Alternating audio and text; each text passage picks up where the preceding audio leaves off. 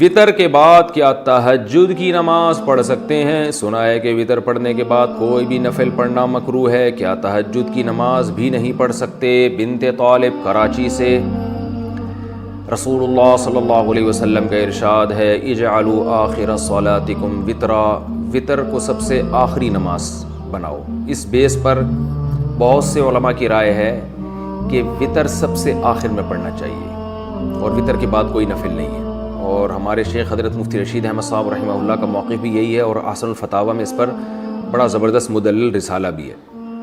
لیکن ناجائز کوئی بھی نہیں کہتا، یعنی افضل ہے کہ وطر سب سے آخر میں پڑھے جائیں، لیکن وطر اگر کسی نے پہلے پڑھ لی ہے تو اس کے بعد بھی نفل پڑھنا بھی جائز ہے اور نماز پڑھنا بھی جائز ہے، کچھ بھی پڑھ سکتے ہیں، ناجائز نہیں ہے۔ افضل ہے، افضل کہ سب سے آخر میں، ناجائز نہیں ہے، کیونکہ نبی صلی اللہ علیہ وسلم سے تو ثابت ہے صحیح سند سے کہ آپ نے وطر کے بعد 2 رکعت پڑھے ہیں، تو راجح یہی ہے کہ وہ 2 رکعت بھی وطر سے پہلے پڑھ لیں آپ، لیکن کوئی پڑھ لے تو ناجائز نہیں ہے۔ خاص طور پر جس کو یہ امید نہ ہو کہ تہجد میں میری آنکھ کھلے گی، وہ اگر وطر چھوڑ کے سو جائے گا اور رات کو آنکھ نہ کھلی تو وطر قضا ہو جائیں گے، اور وطر کی نماز واجب ہے۔ آپ صلی اللہ علیہ وسلم کی صحیح حدیث ہے اس بارے میں، من لم یوتر ان اللہ زادکم صلاۃ الا وہی الوتر، اللہ نے ایک اور نماز ہمارے لیے بڑھا دی اور وہ وطر ہے۔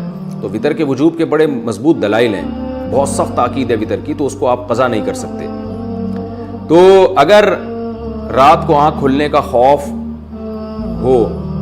نہ ہو کہ پتہ نہیں آنکھ کھلے گی نہیں کھلے گی، تو پھر آپ کو چاہیے کہ عشاء کی نماز کے ساتھ ہی وطر پڑھ لیں، پھر اگر آنکھ کھلتی ہے تو تہجد بھی پڑھیں، تہجد کو ضائع نہ کریں۔